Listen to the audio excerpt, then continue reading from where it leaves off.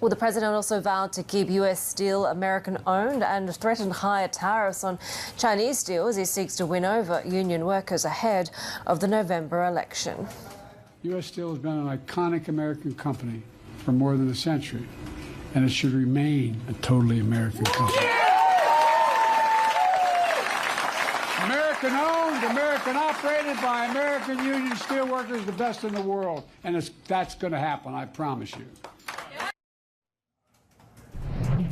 Well, let's bring our global business editor, Karen Leigh. So what's in it for President Biden? What's in it for the union? And can they sort of come to an agreement? Well, Heidi, let's take a step back and look at what's happening, especially in the context of the election in November. Biden wants to woo the union. He wants their support. At the same time, U.S. Steel shareholders have approved a $14 billion takeover bid by Nippon Steel, which is a Japanese company.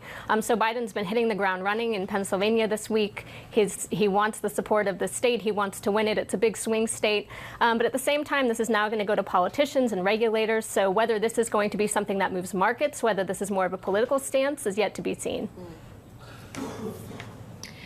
And Karen, we've heard as well President Biden really pushing for tariffs on Chinese steel, for instance. But let's just take a listen to what he said on the campaign trail. Look, right now, my U.S. trade representative is investigating trade practices by the Chinese government regarding steel and aluminum.